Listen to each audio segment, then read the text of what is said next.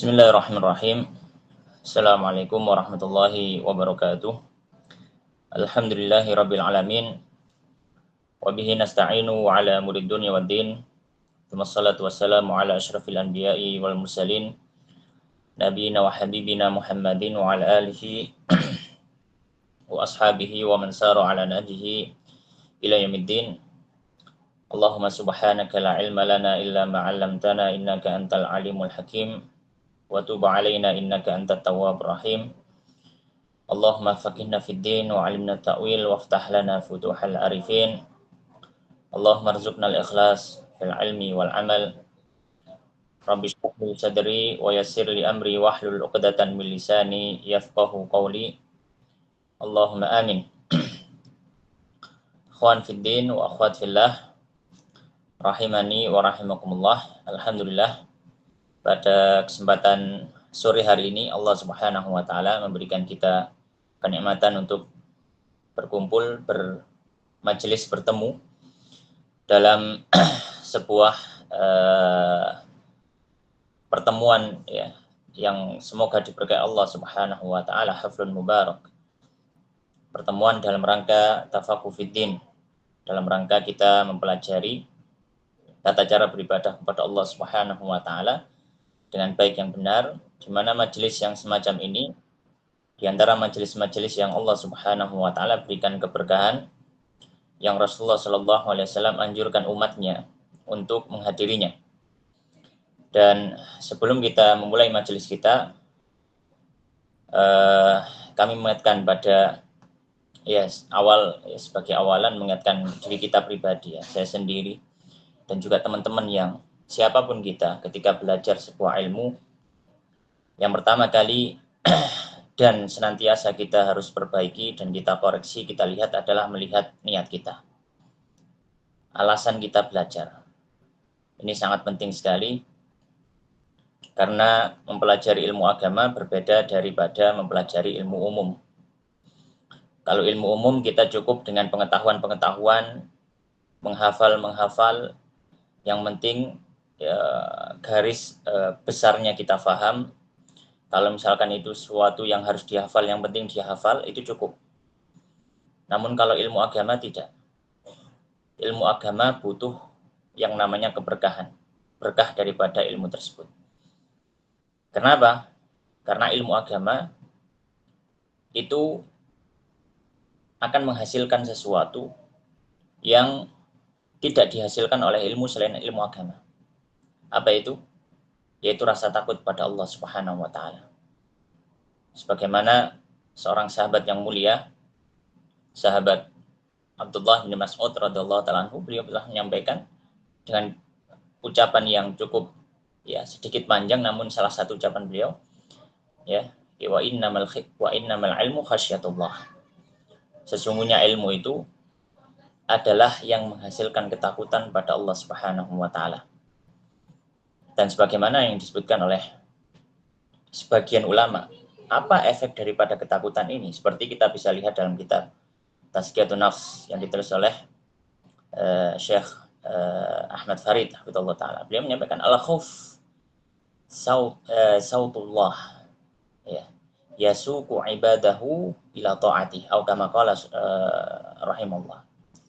Beliau menyampaikan rasa takut kita kepada Allah Subhanahu wa taala itu ibarat sebuah cemeti milik Allah yang Allah gunakan untuk orang Jawa ngarani mecut gitu ya.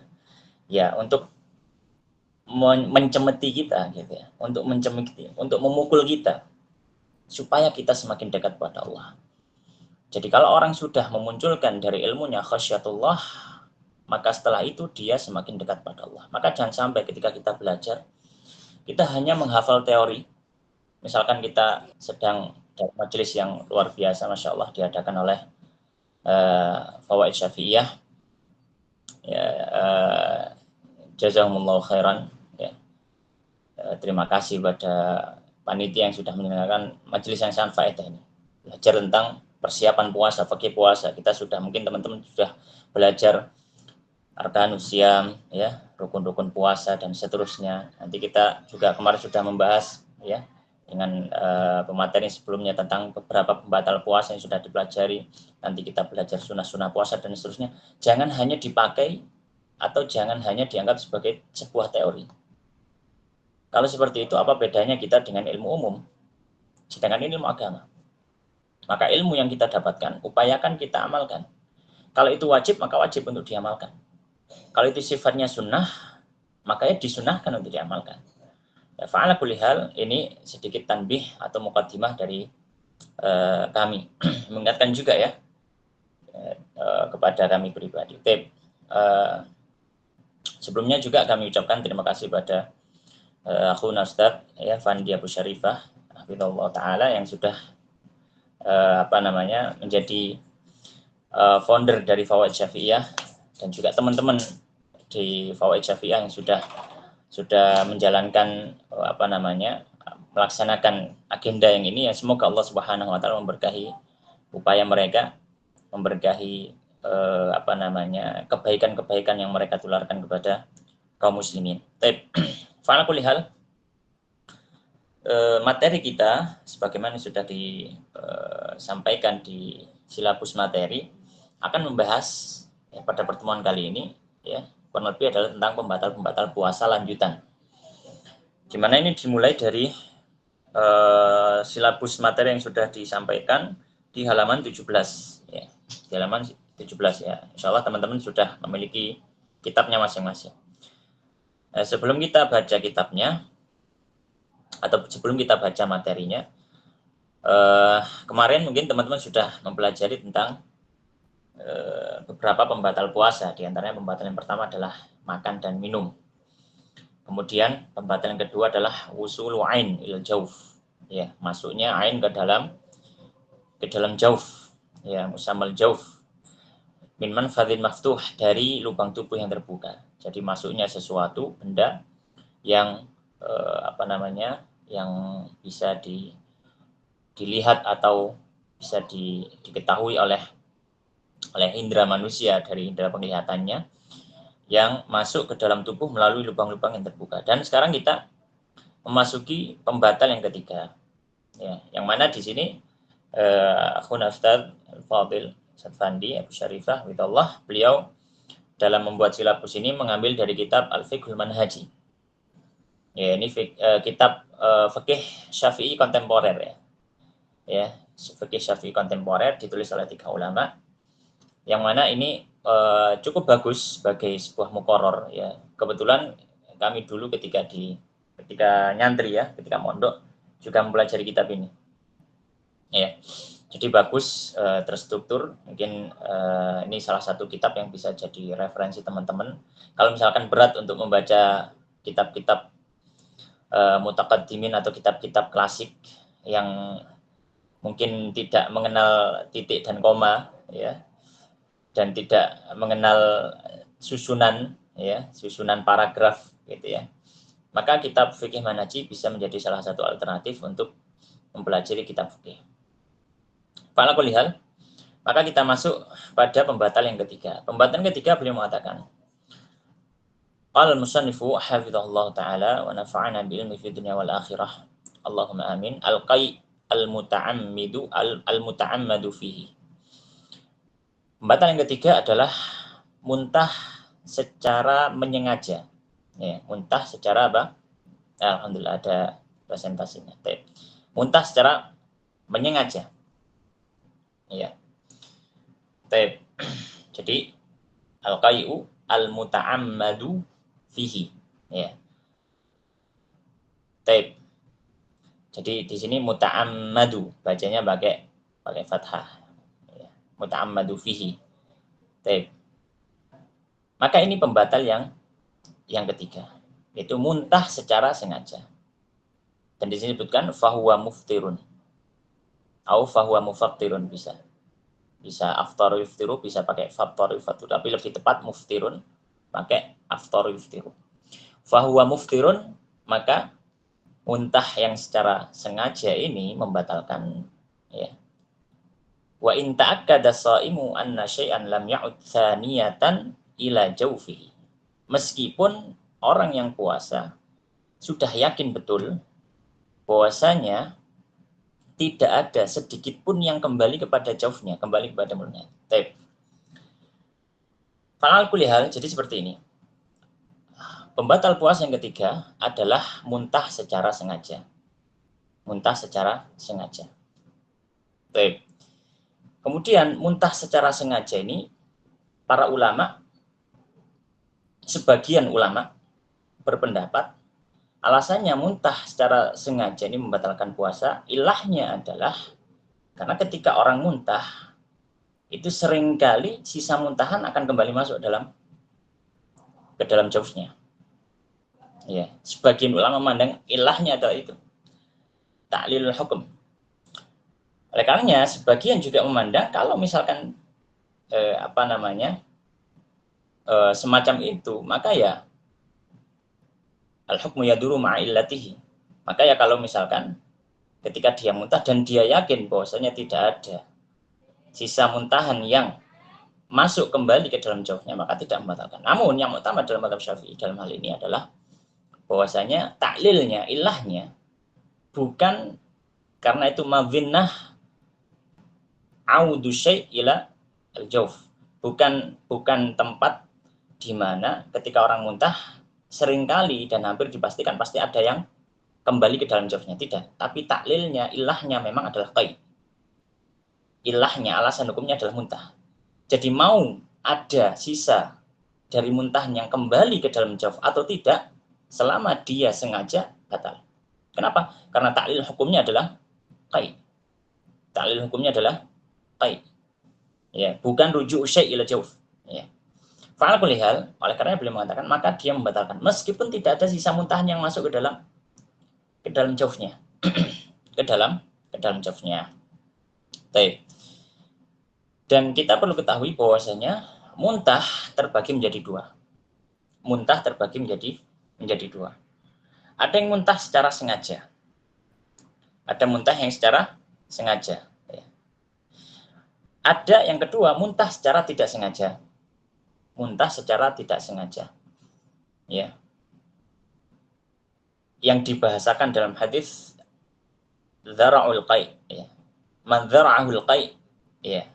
Nanti kita baca hadisnya, ya. Baik. Yaitu apa?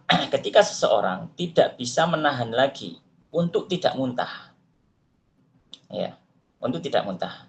Maka baik, kita lanjut.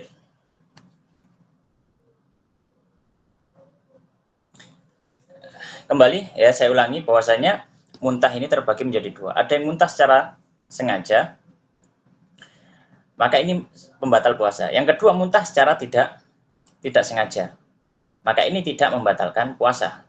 Yang dimaksud dengan muntah secara tidak sengaja adalah dia tidak mampu lagi menahan untuk tidak muntah.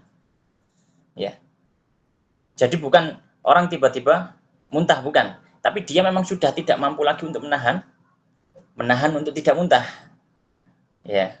Maka kalau misalkan orang memang dia kepingin muntah, misalkan orang mabuk kendaraan, namun dia menahan,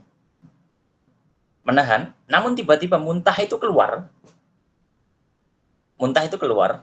ya tanpa dari keinginan dirinya, maka ini masuk dalam kategori muntah tidak sengaja. Ya, muntah tidak sengaja. Tapi fa'ala kulli hal, kalau muntah tidak sengaja maka tidak membatalkan puasa. Oleh karenanya di sini disebutkan di poin yang kedua, walakin akan tetapi idza ghalabahul qai', jika mengalahkannya rasa ingin muntah, lam yadur, tidak masalah. Tidak masalah. Lam yadur itu maksudnya adalah lam yuftir, tidak membatalkan. Nah, kemudian di sini ada kasus yang lain. Seandainya orang itu muntah tanpa sengaja. Seandainya orang itu muntah tanpa sengaja. Lalu kita tahu kalau muntah tanpa sengaja hukum asalnya apa? Tidak membatalkan. Namun dia yakin juga tadi ada sisa muntahan yang dia telan kembali. Maka di sini disebutkan walau alima, seandainya dia tahu. Dia tahu maksudnya di sini yakin ya. Di sini apa? Yakin. Karena dia darajahnya ilm. Ya, darajahnya apa? Ilm. Ya, atau paling tidak ghalabatul dzan. Ya, prasangka yang kuat. Maka kalau di sini tidak masuk dalam kategori ragu, misalkan dia ragu, tadi ada sesuatu yang masuk kembali atau enggak ya, maka kita katakan hukum asalnya tidak ada pembatal puasa. Makanya dibahasakan di sini walau alima. Seandainya dia mengetahui anna ba'dhan, sesungguhnya sebagian mimma kharaja, dari yang keluar tadi, dari sisa makanan atau yang lainnya, ketika dia muntah, qad ada ila jawfihi, ya, qad ada ila jawfihi, ya, ketika dia kembali kepada tubuhnya, ya, biduni qasdin minhu, ya, dengan tanpa apa? Sengaja darinya. Jadi di sini ada dua kondisi. Kalau misalkan ketika dia muntah tanpa sengaja, kemudian ada sesuatu yang kembali masuk, maka ada dua kondisi. Kondisi yang pertama, dia memang sengaja telan setelah itu. Muntahnya tidak sengaja, tapi menelannya adalah sengaja. Ini kondisi yang pertama. Ya. Kondisi yang kedua, dia muntah tanpa sengaja. Kemudian ada sesuatu yang tertelan juga tanpa sengaja. Maka kondisi yang pertama, ketika dia muntah tanpa sengaja, kemudian menelannya secara sengaja, ini membatalkan. Ini membatalkan. Kondisi yang kedua, dia muntahnya secara tidak sengaja, lalu ada sesuatu yang tertelan juga tanpa sengaja. Tanpa sengaja. Meskipun dia yakin itu, tanpa sengaja, maka ini tidak membatalkan puasa.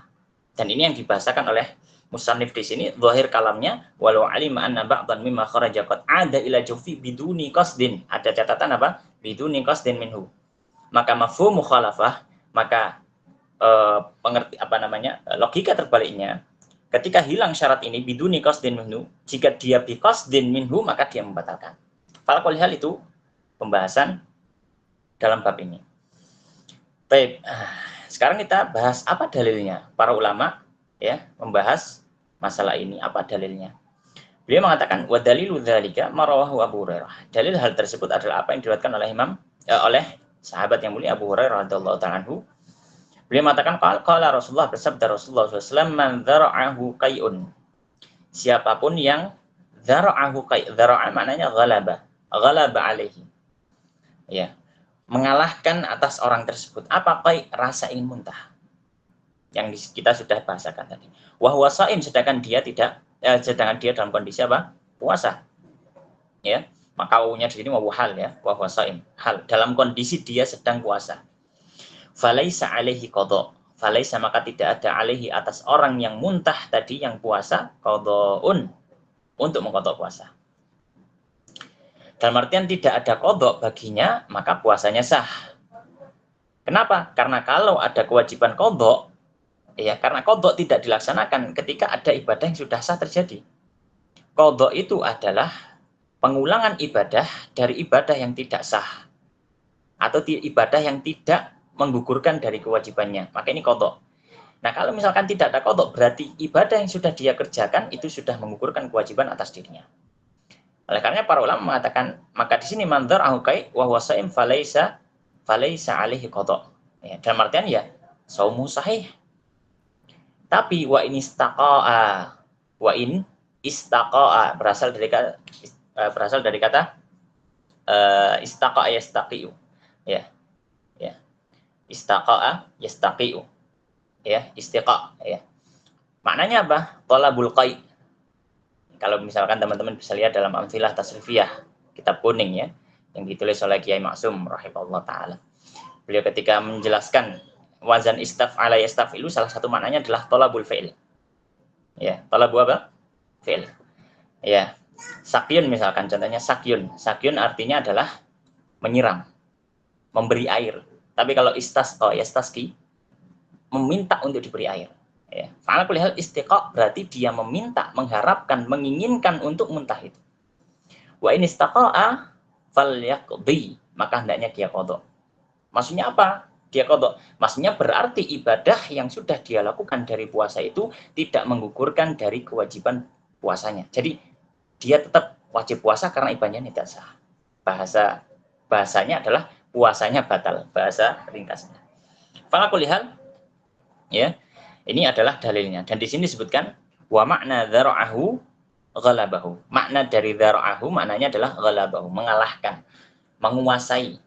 Ya, menguasai. Inti dari materi atau pembatal yang ketiga adalah muntah. Ya, saya ringkaskan kembali. Maka muntah di sini terbagi menjadi dua, muntah secara sengaja, muntah secara tidak sengaja. Muntah secara tidak sengaja tidak membatalkan puasa. Kalau muntah secara sengaja ini yang membatalkan puasa. Dan kalau orang yang muntah secara tidak sengaja, ya, kemudian ada makanan yang kembali ke tubuhnya setelah itu, ada muntahan yang kembali masuk ke dalam tubuhnya, maka ini ada dua kondisi. Kondisi yang pertama, tertelan tanpa sengaja. Kemudian yang kedua, tertelan dengan sengaja. Kalau tertelan tanpa sengaja, maka ini juga tidak membatalkan puasanya. Tidak membatalkan apa? Puasanya. Kalau dia tertelan dengan sengaja, maka ini membatalkan puasanya. Ya, jadi dia itu meskipun muntahnya tidak sengaja, tapi menelan makanannya itu dengan sengaja, maka membatalkan puasanya. Baik, ini ringkasan dari pembatal yang ketiga. Sekarang pembatal yang keempat. Ya, sekarang pembatal apa? Yang keempat. Qala al-musannifu hafizallahu taala ar-rabi'u al-wat'u 'amdan. Al-wat' ya, itu maknanya adalah al-jima'. Ya, al-wat' maknanya adalah al-jima', yaitu jima' secara sengaja. Ya. Beliau mengatakan walau bi ghair inzal, ini mungkin salah ya. Wallahu alam ya. Walau min bi ghair inzal gitu ya. Wallahu alam. Tapi maknanya di sini meskipun tanpa keluar air mani. Karena inzal maknanya adalah keluar air mani, ya. Inzal maknanya keluar air mani. Jadi dalam artian pembatal yang keempat adalah melakukan hubungan suami istri atau jima secara sengaja meskipun tanpa adanya keluar air mani. Maka di sini ada beberapa catatan. Catatan yang pertama. Yang menjadi pembatal di sini adzal al-wat'u, jima. Apa makna jima? Jima itu adalah ilajul dzakar fil farj. Masuknya dzakar ke dalam farji. Ya. Baik. Maka kalau aktivitas yang dilakukan tidak sampai masuknya dzakar ke dalam farji, tidak dinamakan wat'u. Tidak dinamakan al-wat'u. Misalkan apa? Misalkan, mohon maaf, misalkan ya, hanya menggesekkan di luar saja. Menggesekkan di luar. Selama qadrul hasyafah tidak masuk ke dalam farji, tidak dinamakan wat'u. Tidak dinamakan wat'u. Ya. Maka kalau misalkan itu hanya bercumbu saja, dengan tanpa adanya keluar air mani, tidak masuk membatal puasa. Kita bahasakan tidak membatalkan puasa ya, kita tidak berbicara tentang hukumnya apa, haram, makruh, itu perkara lain. Tapi di sini kita membicarakan apa, batal atau enggak gitu ya. Maka yang dimaksud di sini adalah al-jima, ya, masuknya dzakar ke dalam farj. Masuknya dzakar ke dalam farj. Amdan, secara sengaja. Catatan yang kedua adalah secara sengaja. Maka kalau misalkan dilakukan tanpa ada kesengajaan, ya, tanpa ada kesengajaan, bagaimana surahnya, bagaimana gambarannya? Misalkan ada orang yang lupa, dan ini sangat wajar sekali, mungkin yang sudah berkeluarga, mungkin suami istri bangun tidur sama-sama lupanya bahwasanya hari itu adalah Ramadan. Kemudian mereka berhubungan suami istri. Setelah selesai baru ingat, maka dia berarti kedua pasangan ini melakukan hubungan suami istri bi ghairi amdin, tanpa sengaja. Maka ini juga tidak membatalkan puasa. Apa alasannya kalau misalkan secara tidak sengaja kok tidak membatalkan puasa? Ya. Karena apa? Dikiaskan kepada makan dan minum. Ya. Dikiaskan kepada apa? Makan dan minum. Sebagaimana sudah teman-teman pelajari di pertemuan sebelumnya mungkin ya, Nabi SAW menyampaikan man nasiya wa huwa sha'im fa akala syarib, ya, fal yutim shauma, kan itu. Nabi SAW menyampaikan siapa yang dia lupa kemudian dia makan minum, maka silakan sempurnakan puasanya. Dengan catatan apa? Lupa. Tidak ada kesengajaan di situ. Maka sama juga, jima juga sama, dikiaskan kepada makan dan minum. Jadi dalilnya kias. Kalau misalnya dicari dalilnya dalam nas yang ada. Dalilnya kias. Baik. Catatan yang ketiga, bighair inzal. Ya. Bighair inzal. Dengan tanpa keluar air mani. Maka mujarradul watu, hanya sekedar sudah masuk, ya, sudah masuk dzakar dalam farji saja, itu sudah menjadi pembatal puasa, tidak nunggu inzal. Karena inzal ini nanti menjadi pembatal yang lain. Ya, inzal itu sudah keluarnya mani, itu sudah menjadi pembatal yang lain. Ya. Baik. Ini catatan daripada pembatal yang keempat. Kemudian di sini disebutkan dalilnya apa? Ya, dalilnya apa? Nah, kita katakan dalilnya sebelum ijma ya. Karena ini dalilnya jelas ijma, ini enggak ada seorang ulama pun yang mengatakan bahwa hubungan suami istri kemudian tidak batal puasanya, tidak. Dalilnya ijma. Ijma ini dilandasi apa? Dilandasi oleh firman Allah Subhanahu wa taala dalam surat Al-Baqarah ayat 187. Lainnya di sini menunjukkan wa dalilu dzalika qauluhu ta'ala. Dalilnya dalil hal itu adalah firman Allah Ta'ala, wa kulu washrabu hatta yatabayyana lakumul khaytul abyadu minal khaytil aswadi minal fajr.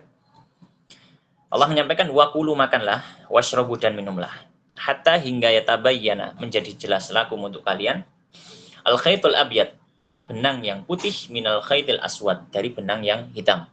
Nanti di sini disebutkan apa itu maksudnya benang putih, yang dimaksud benang hitam. Minal fajri, dari fajar.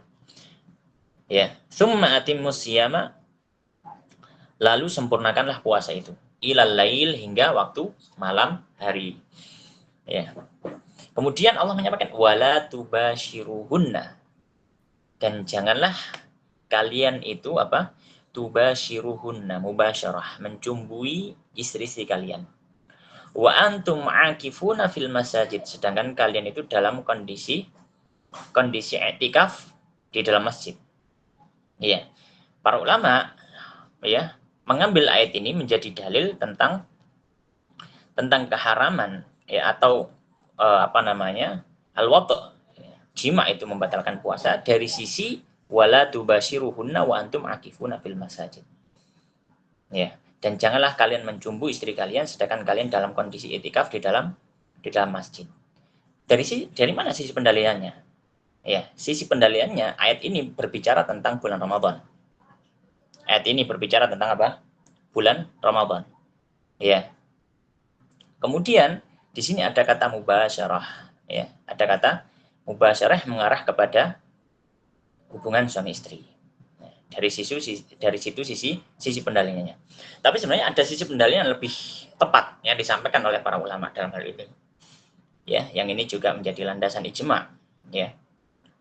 Bahwasanya ada seorang yang datang kepada Nabi Shallallahu Alaihi Wasallam, ya, kemudian dia mengadu kepada Nabi, ya Rasulullah, halak, wahai Nabi, aku sudah celaka. Maka kata Nabi, kok, wa ma ahlaka, apa yang membuatmu celaka? Ya, kemudian si laki-laki tadi mengatakan, qad waqa'tu ala imra'ati fi Ramadan. Ya, au kama qala, aku sudah berhubungan suami istri dengan istriku pada waktu siang hari bulan Ramadan. Ya, kemudian Nabi SAW menjelaskan tentang kafarah di situ. Menjelaskan tentang kafarah. Ya. Maka ini juga menjadi dalil tentang apa? Al-watu', tentang jima membatalkan apa? Membatalkan puasa.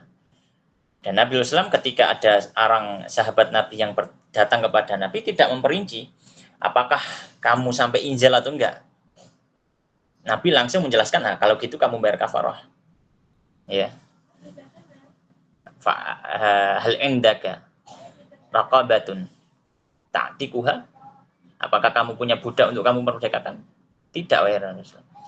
Apakah kemudian ditanya, apakah kamu mampu puasa ya 2 bulan berturut-turut? Ya, dia mengatakan tidak mampu, ya Rasulullah. Kemudian apakah kamu ya punya harta untuk bisa membayar kafarah, yaitu memberikan makan pada 60 orang miskin? Dia mengatakan tidak, karena saya miskin. Maka Nabi diam, kemudian ada, ya hadisnya masyhur dalam Sahih Bukhari juga ada.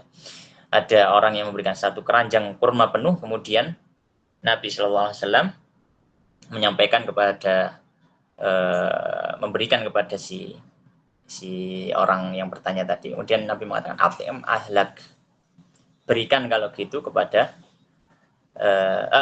apa namanya? Berikan ini untuk membayar kafarah gitu. Kemudian ditanya oleh orang Arab tadi, "A'ala afqarun minna ya Rasulullah." Apakah ini diberikan pada orang yang lebih fakir dari kami? Ya. Kemudian dia mengatakan, "Wallahi ma baina labataiha baitun afqara minna."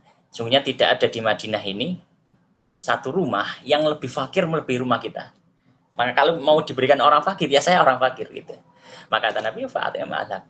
Kalau gitu kasih ke keluarga. Fa'ala kulli hal, ini salah satu ya, dalil, bahkan ini menjadi salah satu dalil utama para ulama ketika membahas bahwasanya al-wadhu itu apa? Pembatal puasa. Tip.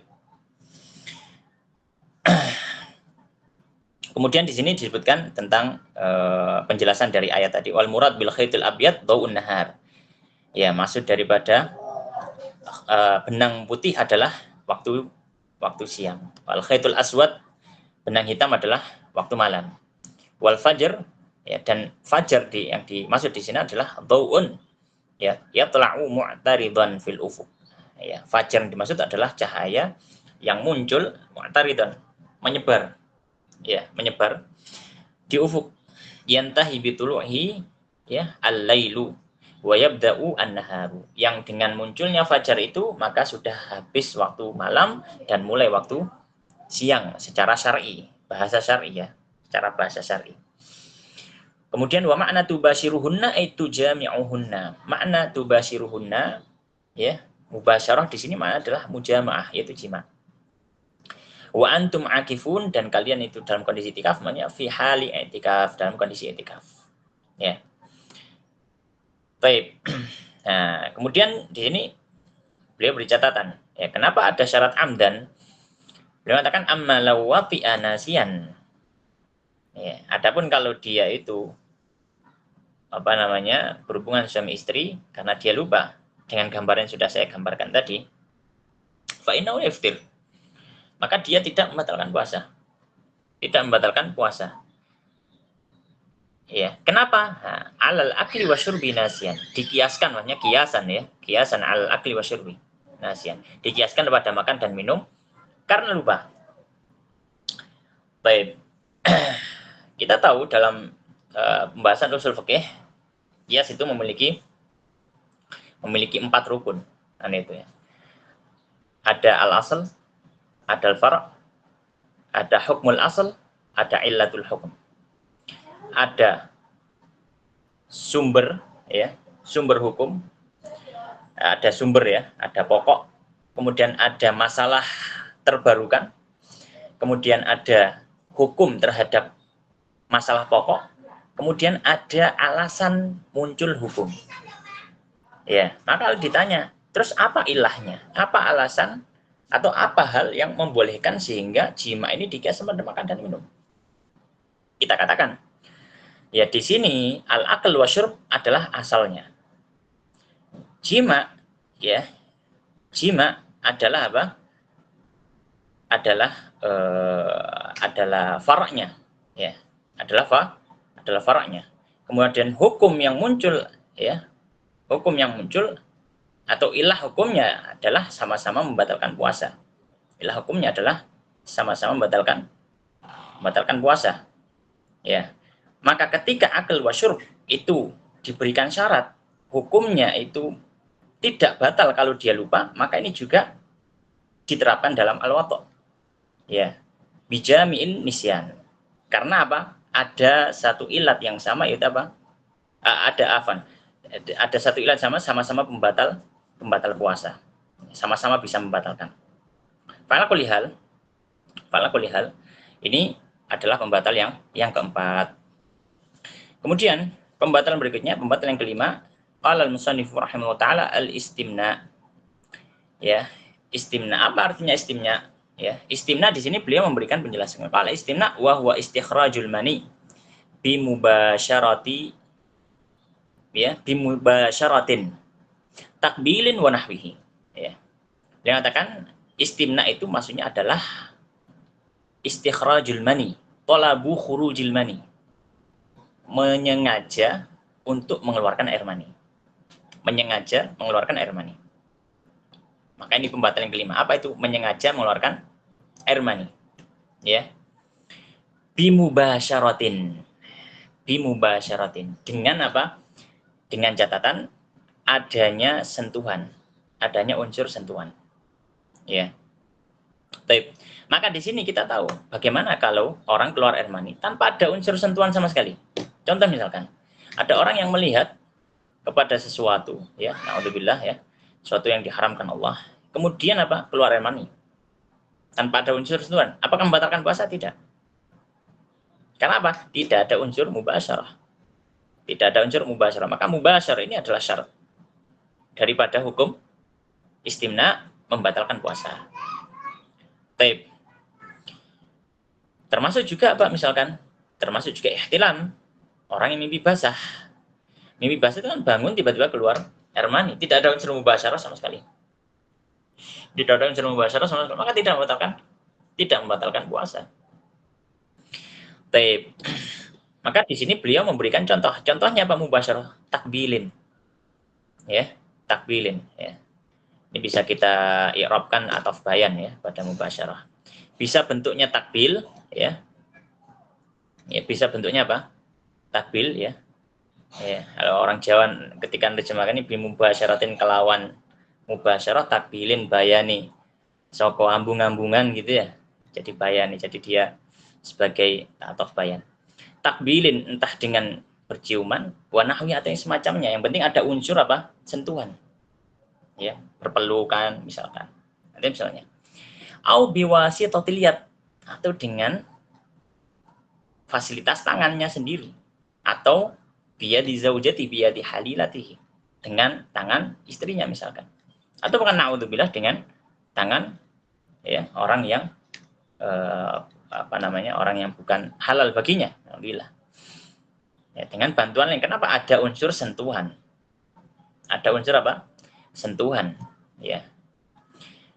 Fa in ta'ammada dzalik as-shaimu aftara. Ya. Jika menyengaja terhadap hal tersebut, as-shaimu orang yang berpuasa, ya, aftara maka dia batal puasanya. Dzalika di sini maf'ul bih ya. Wa in ta'ammada as-shaimu dzalika. Dzalika itu dzalika istikhrajul man bimubasyarah. Jika sengaja orang puasa tadi melakukan hal itu, aftara, dia batal. Ya. Kemudian beliau tambahi, amma adapun in ghalaba ala amrihi. Ya, in ghalaba ala amrihi. Ghalaba ala amrihi maksudnya ya dia tidak bisa menahan itu. Tidak bisa menahan itu. Ya. Secara asal dia adalah orang yang dimubahkan ya atau secara naluri orang itu tidak mungkin bisa mengeluarkan air mani. Misalkan apa? Dia menyentuh kemaluannya gitu saja. Misalkan dia mohon maaf jabok misalkan. Jabok ada sentuhan. Terus tiba-tiba keluar air mani. Misalkan saja. Maka ini kita katakan ini keluar air mani dengan sentuhan. Namun tidak ada kesengajaan di situ. Ya, dia maghlubun alaihi, dia tidak ada kesengajaan. Fala yuftir, maka ini tidak membatalkan. Karena tidak ada unsur kesengajaan untuk apa mengeluarkan air mani tersebut. Ya. Kemudian di sini beliau memberikan beberapa tambahan penjelasan yang berhubungan dengan masalah keluarnya air mani atau masalah syahwat dalam bulan Ramadan. Poin yang kedua di nomor 5 ini beliau mengatakan hadza masalah ini wa tukrahul qiblatu. Ya. Dan dimakruhkan ciuman, melakukan ciuman. Ya, sama saja ciuman di bibir, ciuman di pipi, ciuman di kening gitu ya. Fi Ramadan pada bulan Ramadan karahat tahrimin, dimakruhkan dengan makruh tahrim. Dimakruhkan dengan makruh tahrim. Dalam artian apa yang dimaksud dengan makruh tahrim? Sederhananya, dia adalah makruh namun dekat kepada haram. Dia adalah makruh namun dekat kepada haram. Ya, ini makruh makruh tahrim secara sederhananya gitu ya. Meskipun para ulama juga memiliki debat tersendiri tentang masalah apa definisi makruh tahrim, makruh tanzih dan seterusnya. Khilaful aula gitu ya. Tapi kita bahasakan secara lebih mudah. Makruh tahrim adalah makruh yang lebih dekat pada keharaman. Maka dimakruhkan liman harakat ya, bagi orang yang bisa bisa menggerakkan kublah tadi syahwatahu terhadap syahwatnya. Harakat di sini fi'il, fa'ilnya adalah kublah, syahwatahu maf'ul bih. Maka makruh tahrim ini ya berlaku, ciuman ini dihukumi makruh tahrim jika dia adalah orang yang mengetahui memang kalau dia ciuman itu sesuatu yang bisa menggerakkan syahwat. Bisa menggerakkan apa? Syahwatnya. Ya. Rajulan kana au imra'atan. Baik dia itu laki-laki ataupun perempuan yang mencium tadi. Pertanyaannya dari mana kita tahu bahwa itu menggerakkan syahwat atau tidak? Sebagian masyayikhuna, di antara saya pernah dengar dari Syekhuna Syekh Syafi'iyah di Misr, Syekh Abdul Aziz Asy-Syahawi, hafizallahu taala, beliau menyampaikan hal ini bisa diketahui dari intisyarud dzakar. Dari apa? Intisyarud dzakar. Berdirinya berdirinya dzakar. Jadi kalau misalkan dari kebiasaannya ketika dia mencium, kemudian dzakarnya berdiri, maka masuk dalam kategori berarti ini al-qublah tuharriku syahwatahu gitu ya. Tapi mungkin juga kita bisa membahasakan dengan bahasa yang lain karena tidak otomatis kadang orang ciuman langsung berdiri dzakarnya, tapi bisa jadi dari apa? Dari unsur dari unsur pribadinya di dalam dirinya dia mengetahui. Jadi semua orang mengetahui ya. Jadi kalau misalkan kok ada keinginan untuk melanjutkan itu sudah atau ada rasa menikmati. Ya, ini secara pribadi ya guys, kami sampaikan secara pribadi. Kalau misalkan kita ciuman, dia ada unsur menikmati, kelezatan itu dalam tanda kutip. Bukan hanya sekedar kasih sayang. Kalau kasih sayang ini tidak termasuk tuharrikul qublatu syahwatahu. Tapi kalau misalkan sampai dia rasa menikmati, maka bisa jadi ini masuk orang yang ciuman menggerakkan syahwatnya. Ya. Maka kalau ciuman itu menggerakkan syahwatnya, ciuman ini dimakruhkan. Ya. Dan makruhnya makruh tahrim dalam madzhab Syafi'i yang mutamad. Demikian juga dalam hal-hal yang intinya apa? Yang masuk dalam kategori sentuhan-sentuhan yang mengarahkan ke situ. Ya. Sentuhan-sentuhan yang mengarah ke situ. Tapi kenapa dihukumi dengan makruh tahrim? Ya, disebutkan alasan li'anna fi dzalika ta'ridan li ifsadi qaumi.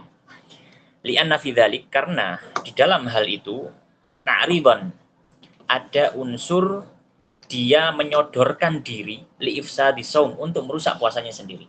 Loh, dari mana kok bisa ada unsur menyodorkan diri? Ya, karena dia tahu termasuk pembatal puasa khurujul mani. Ya, keluarnya air mani. Ketika dia melakukan hal semacam itu kan menjadi muqaddimah atau menjadi satu wasilah keluarnya air mani, karena air mani tidak ya dalam secara kondisi normal ya tidak keluar kecuali dengan dorongan syahwat, kondisi normal.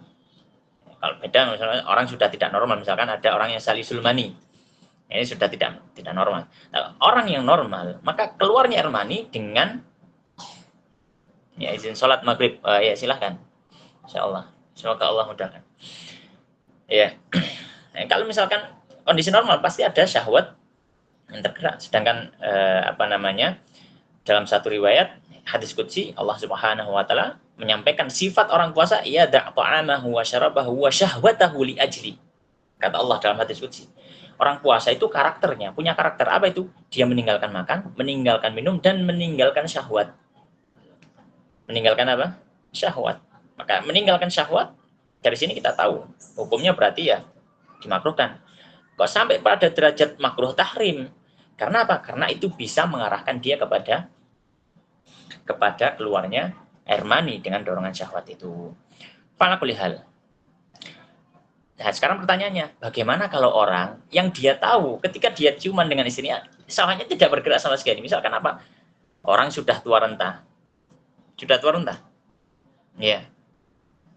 Ya, sudah tua renta. Ya, dan ketika dia mencium istrinya, ciuman kan kasih sayang. Ya, saya gambarkan tadi ciuman kasih sayang, bukan sampai menikmati. Ciuman kasih sayang. Baik. Maka beliau sampaikan di sini, amma adapun man lam tuharrik syahwatahu, orang yang kublah tidak menggerakkan syahwatnya, fal aula, maka yang lebih utama lahu baginya adalah tarbuha, meninggalkan. Meninggalkan apa? Kublah tersebut. Ya. Kenapa? Hasman lil babi, untuk menutup pintu syahwat. Maka di sini kita sampaikan, kalau orang itu mengetahui dari kebiasaan dirinya, ciuman tidak menggerakkan syahwatnya, maka kita katakan mencium dalam kondisi ini khilaful aula. Yang diibarahkan di sini fal aula lahu tarbuhu. Ya. Menyelisih yang utama, ya. Para kulihal, ya, sebaiknya dihindari kalau bisa. Ya, kalau misalkan ya mungkin di sini ya, kalau misalkan ya tidak bisa, misalkan ya pengantin baru, kita berikan nasihat, ya. Mungkin bisa ditahan, ya, latihan, ya. Untuk apa? Untuk menunggu sampai waktunya berbuka. Dikhawatirkan apa? Dikhawatirkan nanti malah membatalkan puasanya. Baik. Kemudian di sini beliau menyebutkan dalil. Apa dalilnya? Qala rawah Muslim. Meriwayatkan Imam Muslim an Aisyah, dari Sayyidah Aisyah radhiyallahu taala anha qalat, beliau mengatakan, kana Rasulullah, bahwasanya Rasulullah SAW yuqabbiluni wa huwa shaimun.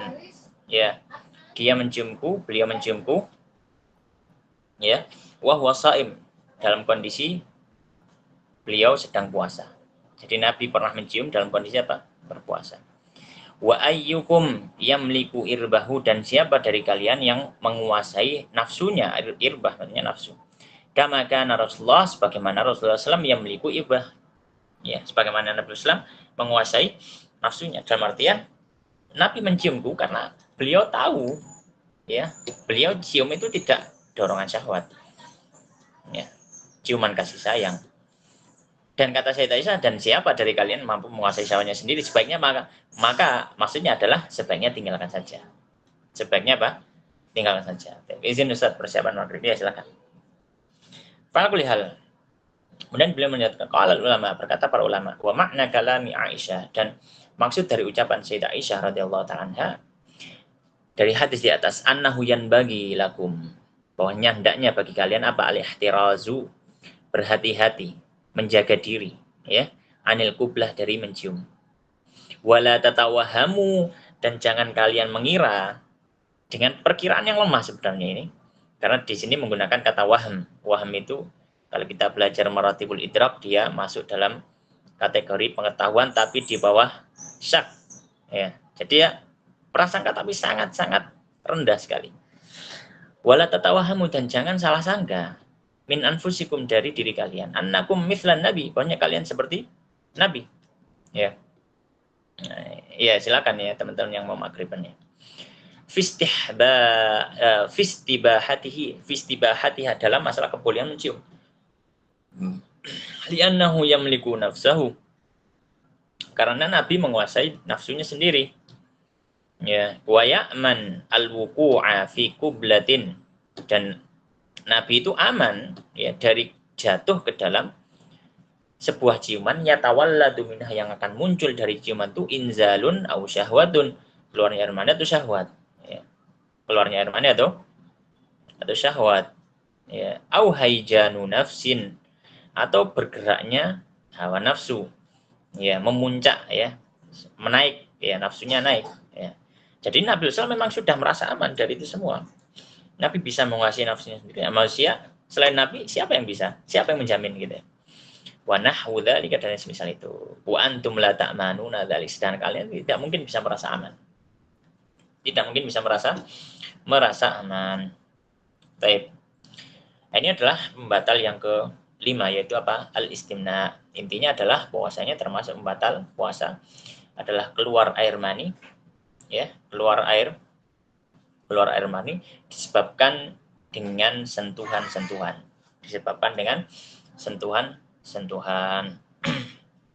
Baik, kemudian pembatal yang berikutnya yang ke-6, al-haidu wan nifas, haid dan nifas. Ya. Macam berikutnya adalah haid dan nifas. Qala al-musannifu hafizallahu taala al-haidhu wan nifas, haid dan nifas. Fa inna kullan minhuma udhrun. Ya, fa inna maka sesungguhnya kullan minhuma setiap dari keduanya dari haid dan nifas adalah udhur. Yamna'u yang menghalangi min sihhati shaumi dari keabsahan puasa. Memang menghalangi keabsahan puasa. Ya, oleh karenanya sebagian fuqaha mengibaratkan haid dan nifas ini termasuk mawani shaum, ya, penghalang puasa. Penghalang puasa. Karena apa? Karena tidak mungkin sah orang puasa dengan adanya haid dan nifas. Jadi dia bukan hanya uzur biasa, tapi dia mani', penghalang dari puasa dari puasa. Oleh karenanya beliau mengatakan faida tara'a, maka apabila muncul alal mar'ati shaimati, atas wanita yang sedang puasa, haidun, apa yang muncul haidun? Haid. Au nifasun atau nifas. Atau apa? Nifas. Fi juz'in minan nahar, dari sebagian waktu siang. Maksudnya yang dimaksud dengan waktu siang adalah waktu wajib puasa, yaitu sejak tulu'ul fajr dan ila ghurubi syams, itu dimaksud dengan waktu siang. Maka kalau misalkan sebelum masuknya waktu ghurub, waktu maghrib, terus kok muncul haidnya, batala siyamuha, maka batal puasanya. Batal puasanya. Ya. Taib. Wa wajaba 'alaiha qada'un, dan wajib atas si wanita tadi qada'u dzalikal yaumi, mengqada' hari itu. Ya. Mengqada' hari itu. Taib. Nah, di sini ya, apa yang menjadi landasan bahwasanya haid dan nifas ketika muncul dia menjadi pembatal puasa? Alasannya disebutkan hadis yang diriwayatkan Imam Bukhari dan juga Imam Muslim an Abi Sa'id, dari sahabat Abu Sa'id Al-Khudri radhiyallahu taala anhu, anna Rasulullah, bahwasanya Rasulullah sallallahu alaihi wasallam beliau bersabda fil mar'ati, ya, pada seorang wanita, waqad su'ila an nuqsani diniha, dan ketika itu Nabi ditanya tentang kurangnya agama perempuan itu kenapa? Ya. Kenapa kok wanita itu disebut orang yang kurang agamanya? Maka Nabi menjawab, alaisa idza hadat lam tusalli wa lam tasum. Nabi menyampaikan, bukankah wanita itu kalau haid dia itu tidak sholat dan juga tidak puasa? Maksudnya apa? Dalam artian dalam seumur hidupnya ada waktu-waktu yang mau tidak mau wanita itu pasti tidak sholat. Dan tidak puasa juga. Ya. Dibandingkan dengan laki-laki, dan waktu tidak puasa dan tidak sholatnya wanita itu adalah kondisi normalnya wanita. Jadi memang normalnya dia pasti tidak melakukan sholat dan tidak melakukan puasa di beberapa waktu tertentu. Dan bahkan nggak boleh, bahkan haram. Haram kalau dia dengan niat puasa, ya, kan haram. Karena berarti dia sudah menyalahi dalil aturan yang ada. Pada hal itu menunjukkan kekurangan agamanya. Dan di sini yang menjadi dalilnya di mana bahwasanya Nabi mengatakan walam tasum, dan tidak puasa. Bukankah kalau wanita haid itu tidak puasa? Demikian juga ya, di sini tidak sebutkan, ada dalil yang lain. Yang hadisnya masyhur juga riwayat Bukhari Muslim muttafaq alaih, bahwasanya seorang perempuan datang kepada Nabi sallallahu alaihi wasallam, ya. Dia bertanya, wahai Sayyidah Aisyah, kenapa wanita itu ketika dia dia diperintahkan, ya, ketika dia haid, dia diperintahkan untuk mengqadha puasa dan tidak diperintahkan mengqadha salat. Maka kata Sayyidah Aisyah, aharuriyatun anti, apakah kamu ini wanita haruriyah, dari golongan haruriyah, golongan di zaman itu, di zaman masa setelah wafatnya Nabi ada golongan Khawarij, yang berkumpul ya membuat markas di daerah Haruri ya, yang mana akhirnya dinisbatkan kelompok itu ke tempat itu ya, yaitu Haruriyun atau Haruriyatun kalau perempuan ya. Kelompok Haruri, apakah kamu dari kelompok Haruri ya tadi? Kenapa? Karena kelompok Khawarij ini di zaman itu memandang wanita yang haid juga harus mengkodok sholat. Mengkodok sholat. Dan ini ijma' para ulama, nggak ada yang berpendapat semacam itu. Kesesatan ini. Maka ketika ditanya, Sayyidah Aisyah langsung otomatis mau menanyai apa kamu dari kelompok itu. Karena ini pendapat khas mereka. Nggak ada sahabat yang berpendapat seperti itu. Maka kata si perempuan tadi mengatakan apa? La innama'an as'al. Aku hanya tanya saja. Maka kata Sayyidah, kunna ya yusibuna dzalika, kami dulu juga pernah mengalami hal yang sama, yaitu haid ketika puasa, ketika sholat haid ya. Fa nu'maru biqada'i shaum wa lam nu'mar biqada'i shalah. Maka kami itu diperintahkan untuk mengqadha puasa, bukan mengqadha sholat ya. Fa ala kulli hal, di sini di mana sisi pendalilannya? Sayyidah Aisyah kami disuruh mengqadha puasa. Menunjukkan apa? Berarti puasa tidak sah ketika dilaksanakan sedangkan dia haid. Karena tadi kita sudah sampaikan di awal, ketika disebutkan qadha itu berarti ya dia harus melaksanakan ibadah. Karena apa? Ibadah yang sebelumnya tidak menggugurkan dia dari kewajibannya itu. Dalam artian ibadah itu dianggap tidak sah. Nah, ini diantara dalil yang mungkin bisa ditambahkan di antara dalil-dalil yang ada di sini. Baik, pada kulihal pembatalan yang kemenang adalah haid dan nifas, ya, haid dan nifas. Baik. Kemudian, ya, mungkin ada tambahan sedikit ya. Ya, karena di sini disebutkan haid dan nifas, ya, haid dan nifas, maka tidak termasuk kalau misalkan dia adalah yang keluar darah istihadah. Yang keluar adalah darah apa? Istihadah. Ya. Nah, kalau yang keluar adalah darah istihadah, maka dia tidak termasuk batal puasa karena secara asal istihadah hukumnya suci. Ya, istihadah hukumnya apa? Suci, dan pembahasan istihadah ini nanti bisa panjang, bisa ikuti daurahnya Fawaid Syafi'iyah atau mungkin daurah yang lainnya tentang masalah istihadah. Baik. Kemudian yang ketujuh, qala al-junun wariddah. Al-junun wariddah. Gila dan murtad. Ya, naudzubillah. Maka pembatalan yang ketujuh sebenarnya ada dua, cuma digabungkan jadi satu. Ya.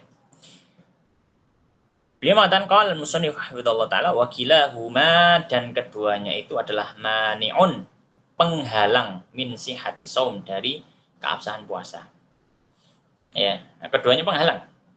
Maksudnya penghalang itu apa? Ketika ada gila dan ada kemurtatan, maka menghalangi orang tersebut untuk bisa melaksanakan ibadah puasa. Sehingga apa? Sehingga dia memang secara asal nggak boleh masuk atau tidak masuk dalam ibadah puasa. Alasannya Pak, li khuruji man qama bihi dzalika an ahliyatil ibadati. Dia mengatakan li khuruji, karena sudah keluarnya man qama bihi dzalika. Ya. Orang yang terdapat, qama di sini maknanya adalah waqa'a ya. Sudah terdapat bihi pada dirinya si man, apa? Dzalika, hal itu. Hal itu kembali pada junun dan lidah. Jadi kalau orang yang sudah tertimpa junun, kegilaan, atau tertimpa kemurtatan, berstatus gila atau berstatus murtad, maka ini man qama bihi dzalik, maka dia berarti sudah yakhruj, keluar dari apa? An ahliyatil ibadah, dari kepantasan kelayakan untuk ibadah. Maksudnya kepantasan atau kelayakan ibadah di sini adalah keabsahan dari sebuah ibadah. Ya. Dan artian dia sudah keluar dari haddut taklif. Ya. Keluar dari apa? Haddut taklif. Kita tahu pembahasan taklif ini dilandasi dari hadis yang masyhur. Nabi SAW menyampaikan rufi al-qalamu an thalathah, diangkat pena dari tiga orang. Ya, anis sabi hatta yahtalim wa anil majnun hatta yafiq, ya, al majnun hatta yaqil, ya, wa anin hatta yastaqim, ya, kama qala sallallahu alaihi wasallam, ya, ada tiga itu. Maka di sini disebutkan termasuk yang yang dia tidak tukallafu bil ibadah adalah orang-orang yang dia sudah hilang akal. Dan di sini konteksnya adalah orang gila. Maka dia sudah tidak layak untuk ibadah lagi. Ya. Sedangkan kemurtadan, maka jelas, ya, ya. Alasannya apa? Alasannya karena orang yang murtad itu sebelum diperintahkan sholat atau diperintahkan dengan ibadah, maka dia diperintahkan syahadat dulu. Landasannya apa? Landasannya ada hadis Mu'adz bin Jabal. Ya, hadisnya Ibnu Abbas, yang Ibnu Abbas menceritakan tentang Mu'adz bin Jabal. Yang mana Mu'adz bin Jabal itu diutus ke Yaman, kemudian kata Nabi Islam ketika diutus ke Yaman, innaka satati qauman ahli kitab dan seterusnya. Nabi mengajari apa yang harus saya dakwahkan dulu wahai Nabi. Ya, maka kata Nabi yang didakwakan dulu apa? Ya, untuk bersyahadat. Ya. Fad'uhum ila syahadati alla ilaha illallah wa anna Muhammadar Rasulullah. Ajak mereka untuk syahadat. Ya, ajak mereka untuk apa? Syahadat. Kemudian baru setelah syahadat fa inhum ata'uka lidzalika au ata'u laka lidzalik. Ya, fidzalika. Baru jika mereka sudah mentaatimu untuk syahadat, baru setelah itu apa? Salat, kemudian zakat dan seterusnya. Ya, dan di sini kalau kita perhatikan secara seksama menggunakan lafadz fa'in. Kita tahu in ini di antara kata-kata yang digunakan sebagai sebuah syarat. Ya, di antara kata-kata yang digunakan apa? Sebagai sebuah syarat. Ya. Maka syahadat tadi sebuah syarat. Ya. Nah, izin keluar ya. Silakan yang izin. Sebuah syarat untuk apa? Melakukan ibadah-ibadah setelahnya. Ibadah-ibadah setelahnya. Pada kulihal ya, itu alasan yang pertama. Landasannya adalah dari dalil naqli, ya, dari hadis, ya. Orang murtad ya tidak layak untuk ibadah. Tapi dari dalil aklinya, kenapa? Karena orang ibadah disyaratkan untuk niat. Innamal a'malu binniyat. Dan para fuqaha menyampaikan di antara syaratnya niat adalah al-Islam. Maka tidak sah niatnya orang kafir. Tidak sah niatnya orang kafir. Ini dari sisi aklinya. Ya. Dan syarat-syarat niat ini bisa kawan-kawan baca bisa di kitab-kitab qawaid ya. Paling masyhur ya bisa lebih mudahnya dibaca di Asbah wan Nadhair. Tapi fa'al kulli hal itu alasannya. Maka di sini orang yang ketika di tengah hari bulan puasa kemudian dia tiba-tiba gila, ya, maka batal puasanya. Ya, maka apa? Batal puasanya. Ya. Atau di tengah hari naudzubillah dia kemudian murtad, maka batal puasanya. Dan kedua hal ini membatalkan puasa walau lahdatan, meskipun hanya sebentar. Meskipun apa? Hanya sebentar. Berbeda halnya dengan mughma alaih, dengan igma, dengan apa namanya? Dengan pingsan. Pingsan itu baru membatalkan puasa kalau misalkan dia pingsan seluruh waktu wajib puasa. Kalau tidak membatalkan puasa. Baik, jadi di sini gila ini membatalkan puasa meskipun sebentar. Dia gila, ya, terlah kambuh gitu ya. Ya, kambuh gilanya, ya, hanya 1 jam saja atau mungkin hanya setengah jam pun habis itu dia sadar. Nah, kita katakan sudah batal, dianggap puasa itu sudah tidak sah. Kemudian orang yang murtad, naudzubillah, misalkan orang itu murtad kemudian setengah jam, naudzubillah, dia masih Islam lagi, tala'um biddin, ya, naudzubillah, bermain-main dengan agama. Kita katakan batal puasa sudah. Maka ya sudah qadha, ya. Allah Subhanahu menyampaikan lain asyrakta la ihbatanna amaluk. Seandainya engkau berbuat syirik maka Allah akan menghapus amal-amalmu. Atau akan terhapuslah amal-amal tersebut. Baik, kemudian di sini beliau memberikan catatan. Qala wa hakadza, dan demikianlah yajibu 'alas shaim, wajib bagi orang yang berpuasa al-imsaku, menahan diri. Dari apa? An hadhil muftirat, dari pembatal-pembatal ini. dari pembatal ini. Nah, sebenarnya muftirat ini bisa kadang ada yang membaca mufattirat gitu ya dengan wazan faktor yuftiru, ada juga yang membacanya dengan wazan aftar yuftiru ya. Tapi di sini yang lebih afsah adalah dengan aftar yuftiru. Karena kalau faktor yuftiru itu bisa juga dimaknai dengan memberikan iftar. Ya, Nabi SAW menyampaikan man fattara sha'iman falahu ajru. Ya, siapa memberikan makan iftar kepada orang yang puasa. Jadi kita bacanya muftirat itu ya. An hadhil muftirat, dari pembatal-pembatal ini.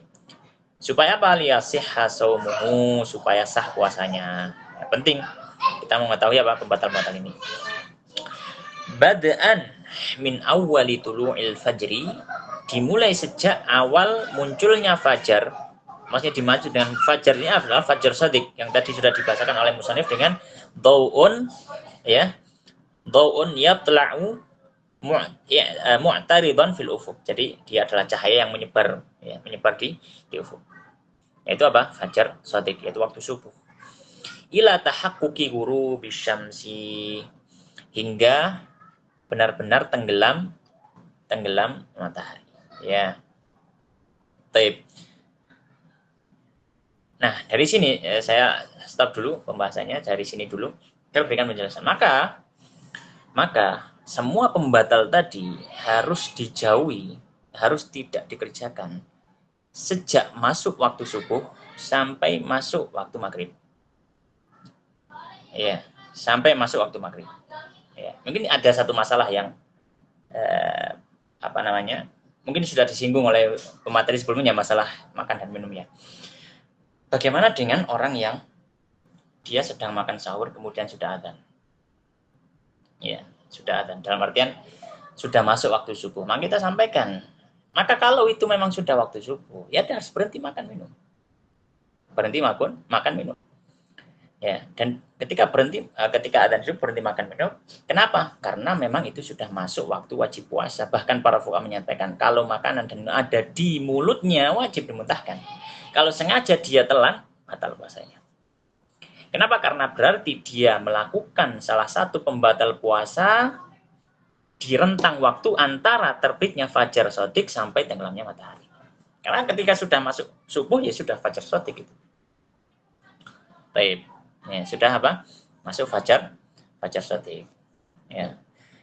Dan mungkin ada hal yang masyhur dari satu hadis ya. Rasulullah SAW menyampaikan jika salah seorang dari kalian itu sedang sahur makan minum, kemudian dia mendengar adzan, ya maka jangan dia letakkan piringnya sampai dia selesaikan hajatnya. Maka kita sampaikan hadis ini tidak ditafsiri sebagai adzan yang kedua atau adzan ketika waktu subuh atau sudah masuk waktu subuh. Kenapa? Karena nanti akan bertentangan dengan ayat. Ya, karena nanti akan bertentangan dengan ayat. Kalau kita ngambil hadis ini berarti kita menggugurkan ayat. Ayat yang mana? Kulu washrabu hatta yatabayyana lakumul khaytul abyadu minal khaytil aswadi minal fajr tsumma atimmus syiyama ilal lail. Ya. Hatta yatabayyan. Hatta ini harful ghayah. Harful ghayah itu berarti apa maknanya?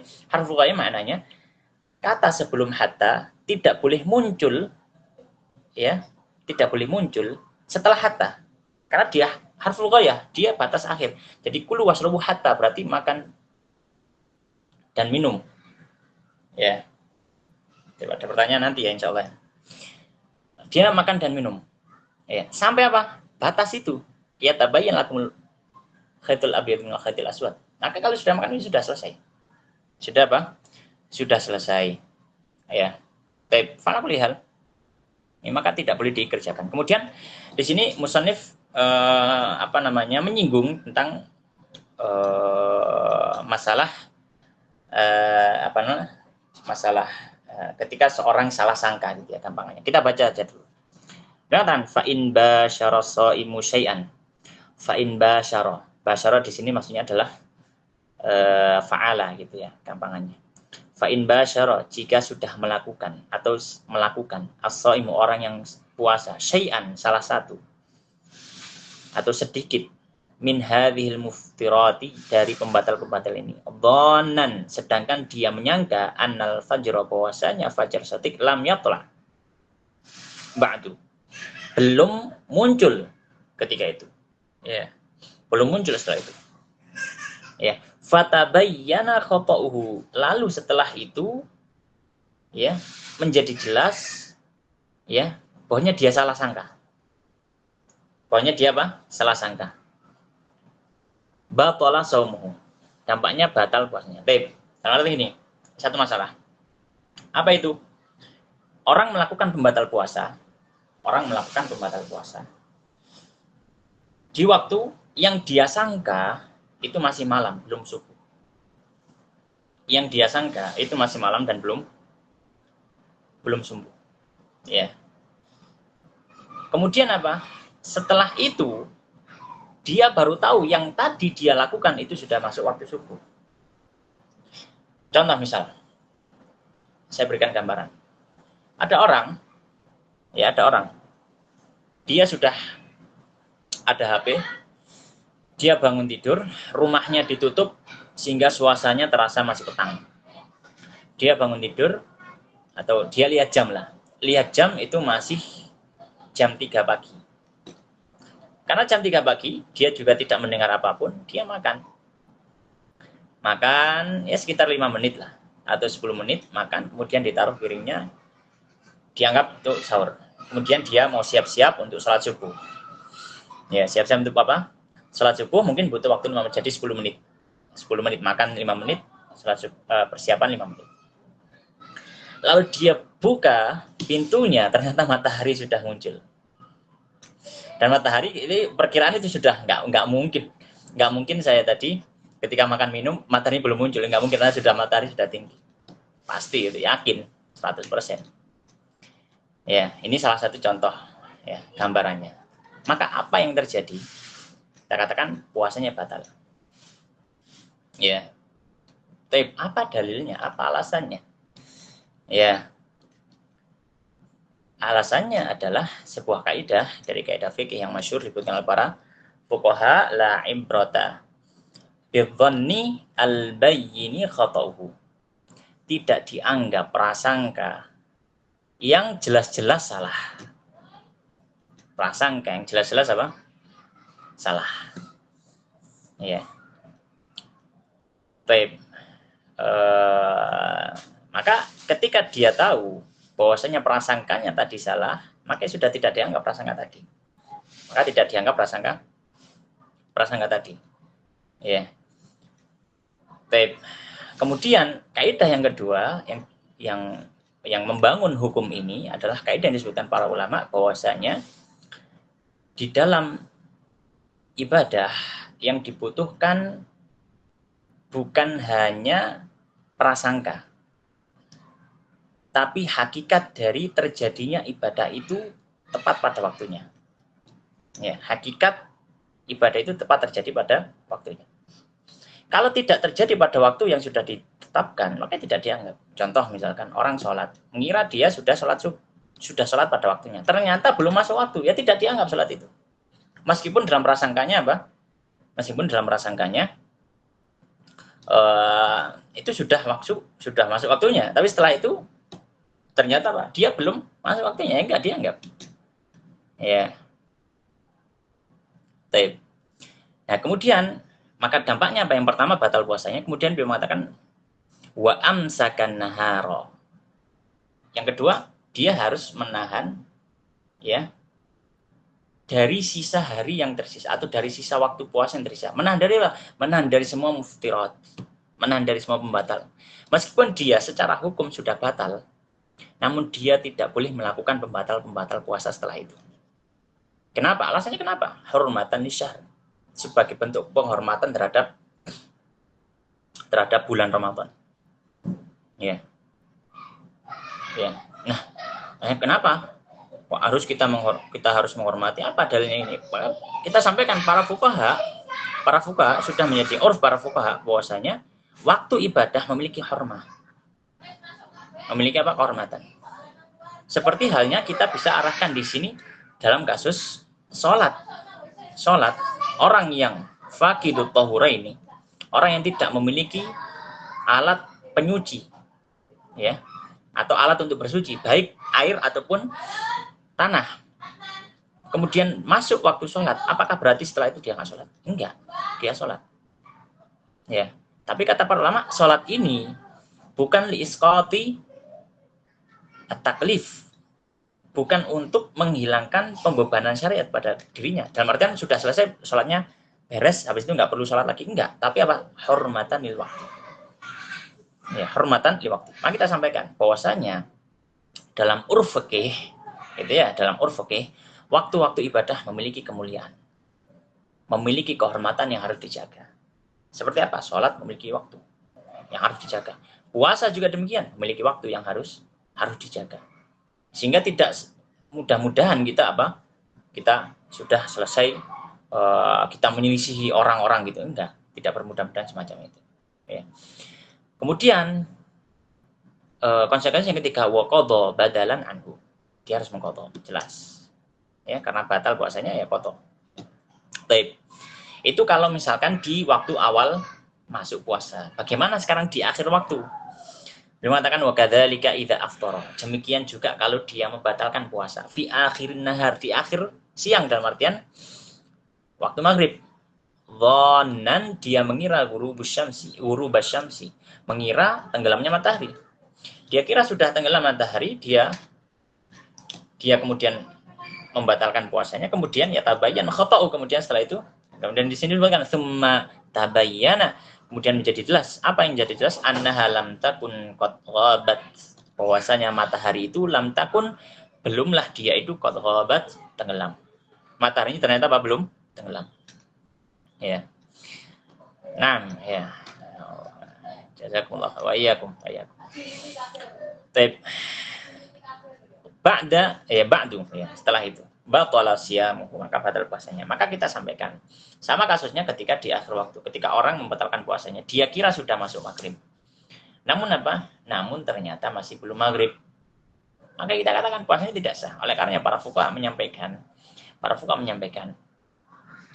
ya, hendaknya ketika orang itu hendak membatalkan puasanya, dia tidaklah membatalkan kecuali dilandasi dengan pengetahuan bahwasanya memang sudah tenggelam matahari.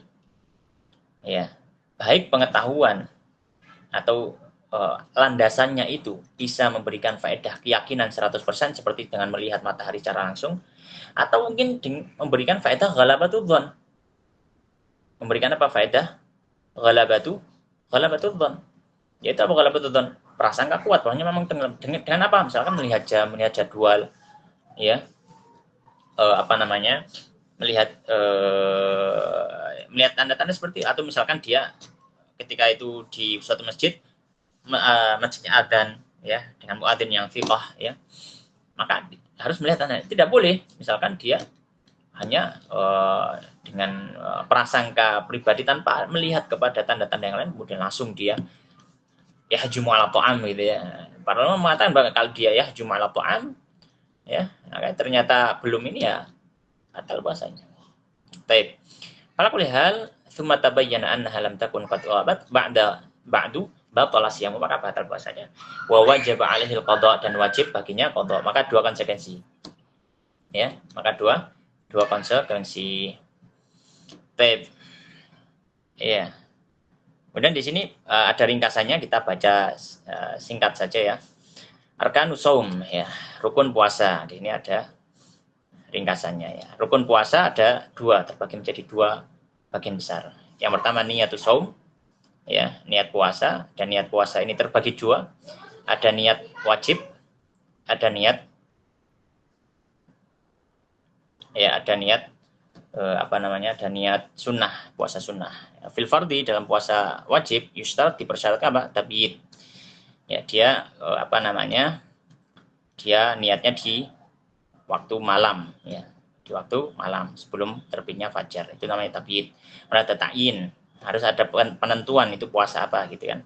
Kemudian ada tikrar ya, atau takror, ada pengulangan apa, setiap harinya harus niat. Itu yang utama dalam mazhab Syafi'i, meskipun dalam mazhab Maliki cukup dirapel. Kemudian finafel, untuk puasa sunnah maka la yustaratu tabiid, tidak bersyaratkan tabiid, wala ta'yin, tidak juga dipersyaratkan apa? Ta'yin. Fayusbihu biniyatin qabla zawal. Yang penting dia itu berada di pagi hari dengan niat puasa dengan syarat, tapi apa syaratnya? Sebelum zawal, sebelum masuk waktu zuhur. Maka sah ya. Baru niat jam 10 pagi sah kalau puasa apa? Puasa sunnah. Tapi juga dengan catatan apa? Catatan dia belum melakukan pembatal puasa. Wa yasihhu bi niyatin mutlaqah, dan sah juga dengan niat yang mutlak, saya mau puasa boleh. Nanti maksudnya apa? Jadi apa namanya? Puasa sifatnya apa? Ya sesuai yang diniatkan. Baik. Kemudian bagian yang kedua dari rukun puasa adalah al-imsak anil muftirat, menjaga menahan diri dari apa? Pembatal puasa, minal fajri ilal ghurub, dari terbitnya waktu fajar sampai maghrib. Ya.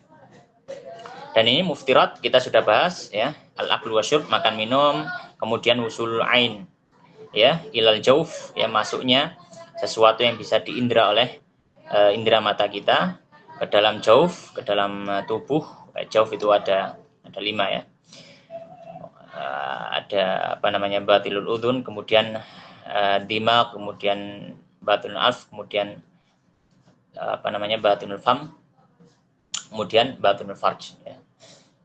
Dan kemudian manfadin maftuh, dari lubang tubuh yang terbuka ya. Maka kalau misalkan dari pori-pori tubuh ya, pori-pori kulit, maka ini tidak termasuk.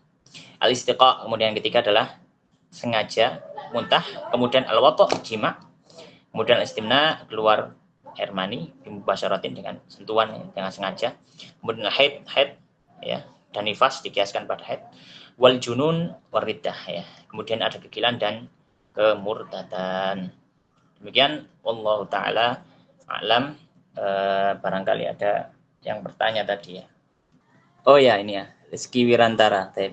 Ketika penyakit ayannya kambuh, apakah sama dengan gila? Nah, ini wallahu alam ya. Ayan ini masuk kategori benar-benar hilangan. Jadi gini,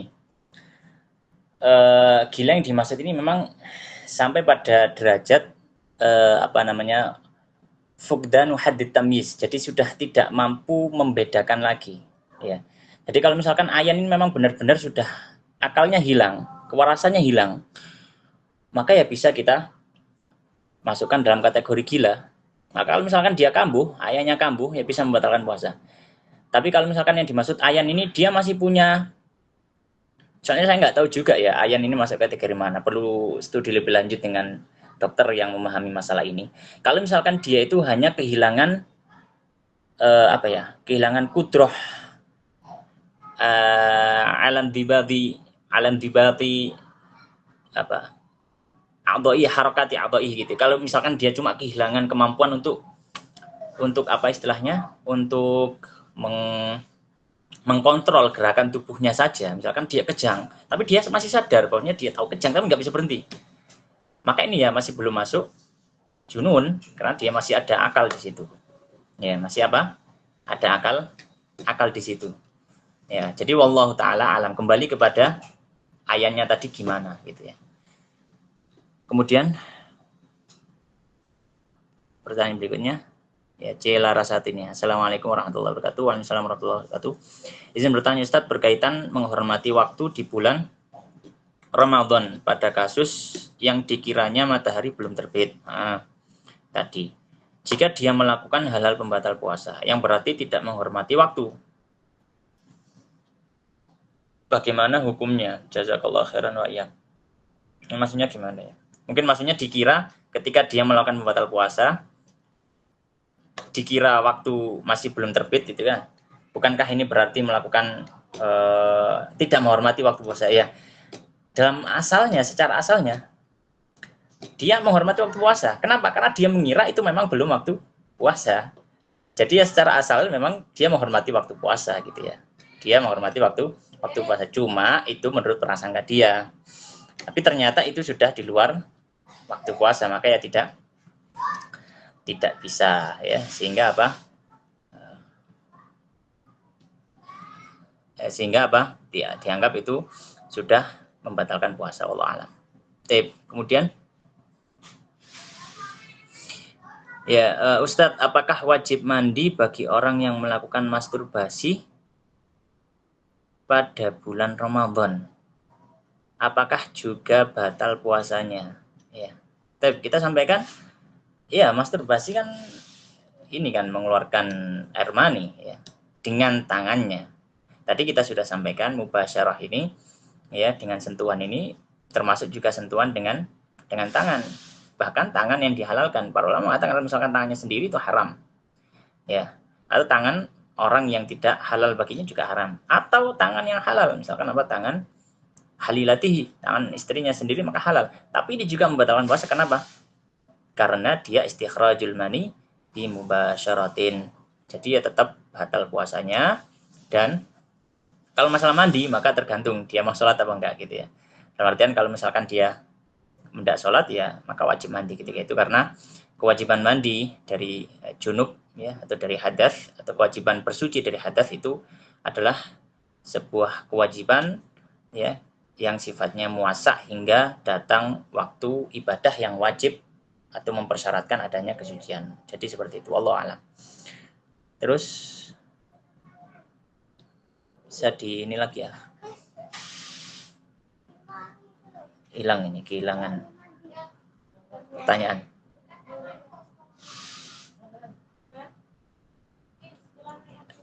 Assalamualaikum warahmatullahi wabarakatuh. Waalaikumsalam warahmatullahi wabarakatuh. Semoga Allah merahmati Ustaz dan keluarga dan juga penulis buku. Ya Allahumma amin. Ya, semoga Allah merahmati kita semua.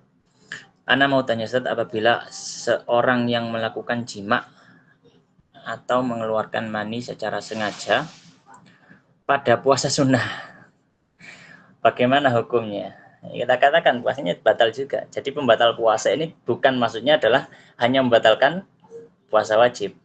Hatta puasa sunnah juga batal. Ya. Hatta puasa sunnah juga batal. Ya. Seperti ibadah sholat, ya.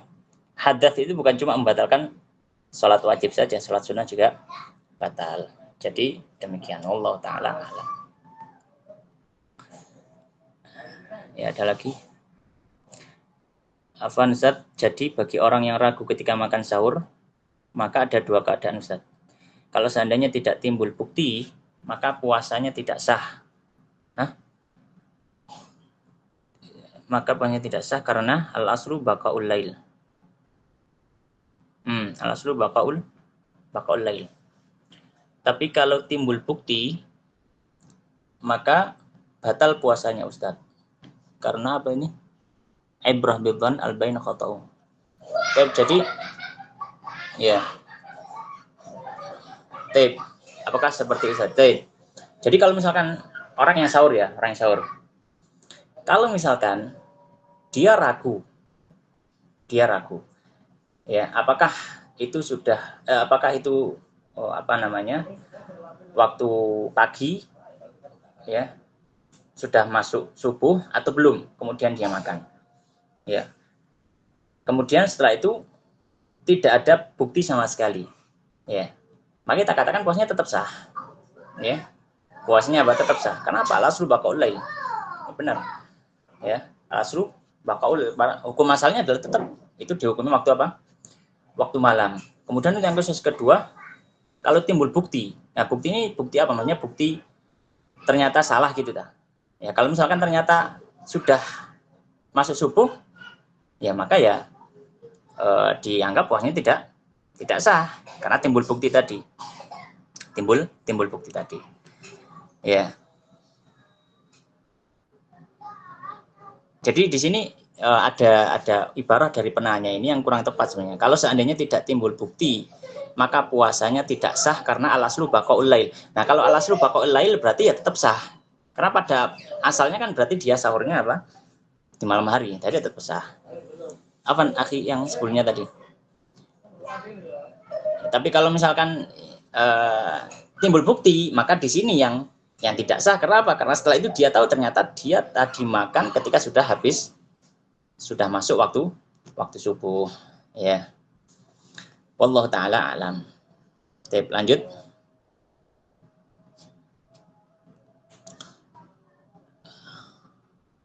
Apa ini? Maksudnya sah puasa bagi yang timbul buktinya. Maksudnya sah puasa bagi yang timbul buktinya. Ya, sah di sini Dalam artian timbul bukti apa? Kalau misalkan buktinya adalah ternyata dia itu salah, dalam artian dia kira itu masih belum subuh, ternyata sudah subuh, maka ya puasanya tidak sah. Puasanya tidak sah. Tapi kalau misalkan tidak ada bukti sama sekali sampai dia berbuka puasa, sampai setelah itu dan seterusnya, maka puasanya sah. Karena asalnya apa? Baqaul lail. Hukum asalnya apa? Baqaul lail.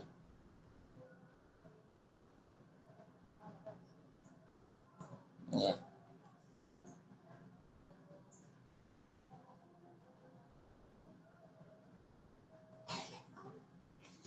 Baik, Afan Ustaz, nyambung pertanyaan di atas. Kalau timbul bukti salah, apa tadi? Kalau timbul bukti salah, berarti puasa tidak sah, benar. Kemudian melakukan pembatal puasa setelahnya. Bagaimana ya? Yang tidak menghormati waktu tadi. Taib. Kita katakan yang disampaikan oleh para fuqaha, kalau dia melakukan pembatal setelah itu, maka dia melakukan pelanggaran. Ya, dia melakukan apa? Pelanggaran, bisa jadi ini masuk dalam kategori dosa. Tapi wallahu taala alam, ya. Kenapa? Karena tadi dia tidak menghormati waktu puasa. Ya, jadi ya kita katakan dia masuk pada perkara yang terlarang. Ya, mungkin seperti itu ya. Sepertinya sudah lewat waktu ini. Mohon maaf ya, Ustaz. Ini kayaknya agak molor. Mohon maaf. Kami kembalikan ke moderator.